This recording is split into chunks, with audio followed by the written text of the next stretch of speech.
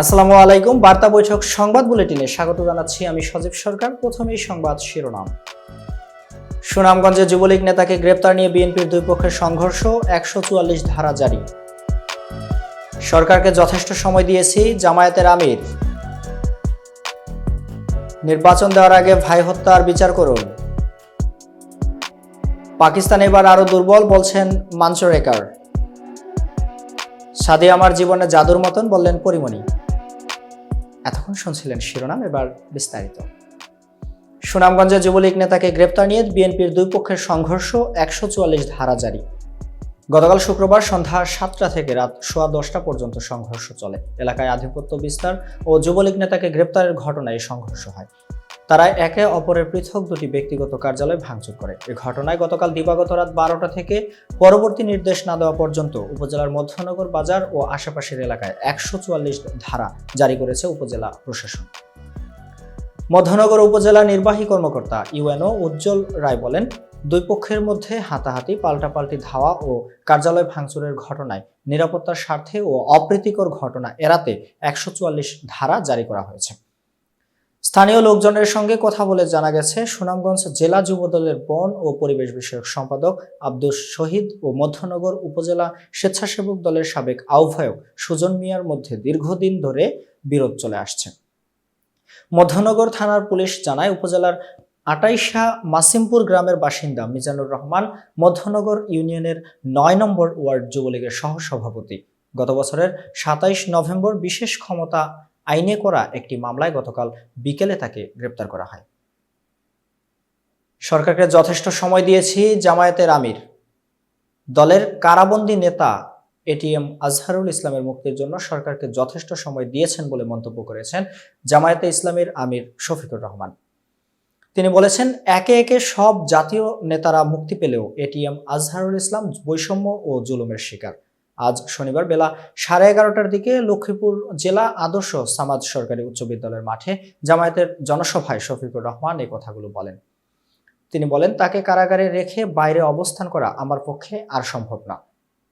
আমরা সরকারকে যথেষ্ট সময় দিয়েছি। আজহারুল ইসলামের মুক্তির দাবিতে আমি নিজে গ্রেপ্তার হওয়ার জন্য 25 ফেব্রুয়ারি আদালত প্রাঙ্গণে হাজির থাকব। আইন মন্ত্রণালয় ও স্বরাষ্ট্র মন্ত্রণালয় আমাকে গ্রেপ্তার করে কারাগারে পাঠানোর ব্যবস্থা গ্রহণ করবেন। সমাবেশে প্রধান অতিথি ছিলেন জামায়াতে আমির। সমাবেশ ঘিরে সকাল থেকেই নেতাকর্মীরা খণ্ড খণ্ড মিছিল নিয়ে জড়ো হন আদর্শ সামাদ সরকারি উচ্চ বিদ্যালয়ের মাঠে। নির্বাচন দেওয়ার আগে ভাই হত্যার বিচার করুন। জুলাই হত্যার দ্রুত বিচার দাবি করেছেন শহীদ পরিবারের সদস্যরা। তারা বলছেন, একদল রাজনৈতিক দল গঠন করে ক্ষমতায় যাওয়ার চেষ্টা করছে, আরেক দল ক্ষমতায় যাওয়ার জন্য নির্বাচন চাচ্ছে। যাদের রক্তের উপর দিয়ে দেশ নতুন করে স্বাধীন হলো, তাদের হত্যার বিচারের কথা কেউ বলছে না। আজ শনিবার জাতীয় প্রেস ক্লাবের সামনে জুলাই ২৪ শহীদ পরিবার সোসাইটি নামের নতুন সংগঠনের আত্মপ্রকাশ অনুষ্ঠানে শহীদ পরিবারের সদস্যরা এই কথাগুলো বলেন। ৩ জন উপদেষ্টা নিয়ে ৩০ সদস্য বিশিষ্ট নির্বাহী পরিষদ কমিটি গঠন করা হয়। যাত্রাবাড়ি এলাকায় পুলিশের গুলিতে নিহত মোহাম্মদ সিয়ামের ভাই রাশেদ বলেন, এই সরকারের কাছে বেশি কিছু চাই না, ভাই হত্যার বিচার চাই। দেশে কোনো নির্বাচন দেওয়ার আগে ভাই হত্যার বিচার করুন। শহীদ পরিবারের সদস্যরা বলেন, অন্তর্বর্তী সরকার তাদের সরকার, কিন্তু তারা শহীদ পরিবারের কষ্ট বুঝতে পারছে না। হত্যার সঙ্গে জড়িত পুলিশ ও হেলমেট বাহিনীর সদস্যদের অনেকেই এখনো গ্রেপ্তার হয়নি। দ্রুত তাদের গ্রেপ্তারের দাবি জানান তারা। পাকিস্তান এবার আরো দুর্বল বলছেন মানসুরেকার। ভারতের বিপক্ষে পাকিস্তান সর্বশেষ ওয়ানডে কবে জিতেছে? ভুলে যেতেই পারেন, কারণ ঘটনাটি ৮ বছর আগে ২০১৭ সালের। সেবার চ্যাম্পিয়ন্স ট্রফির ফাইনালে ভারতকে হারিয়েছিল পাকিস্তান। এরপর বিশ্বকাপ ও এশিয়া কাপ মিলিয়ে ভারতের বিপক্ষে ৬টি ওয়ানডে খেলেছে পাকিস্তান, যেখানে হেরেছে ৫টিতে, অন্যটি পরিত্যক্ত। সাম্প্রতিক সময়ে এমন পারফর্ম করা পাকিস্তান এবার চ্যাম্পিয়ন্স ট্রফিতেও ভারতকে ভোগাতে পারবে না বলে মন্তব্য করেন ভারতের সাবেক ক্রিকেটার ও ধারাভাষ্যকার সঞ্জয় মানসুরেকার।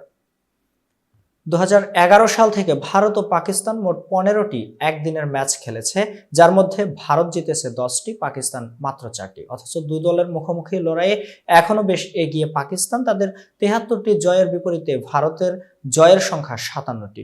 বোঝাই যাচ্ছে একটা সময় কতটা দাপুটে ছিল পাকিস্তান দল। তবে এখন পরিস্থিতি বদলেছে, প্রতিভা, সামর্থ্য সবকিছুর বিচারে এগিয়ে ভারত। এই কন্ডিশনে সফল হতে ভালো স্পিনার দরকার, কিন্তু পাকিস্তানের দলে শুধু একজন বিশেষজ্ঞ স্পিনার আছে, আবরার আহমেদ। তারা সালমান আগা বা খুশদিল শাহকে ব্যবহার করতে পারে, তবে তারা ভারতীয় ব্যাটসম্যানদের বিপদে ফেলার জন্য যথেষ্ট নয়। শাদি আমার জীবনে জাদুর মতন, বললেন পরীমণি।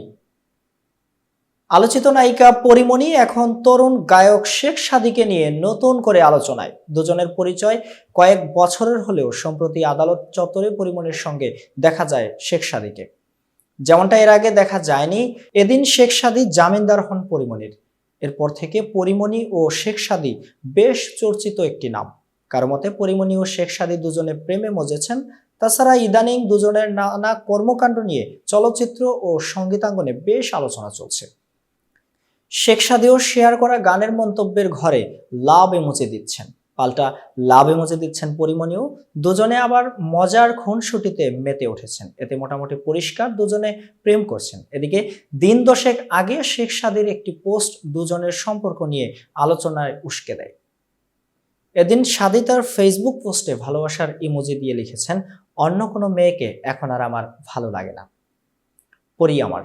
শাদি এমন ফেসবুক পোস্টে ঢালিউড চিত্রনায়িকা পরীমণির মন্তব্য করেন, দরজার আড়াল থেকে উকি দেয়া একটি পুতুলের ইমোজি জুড়ে দিয়ে লেখেন, ওহ।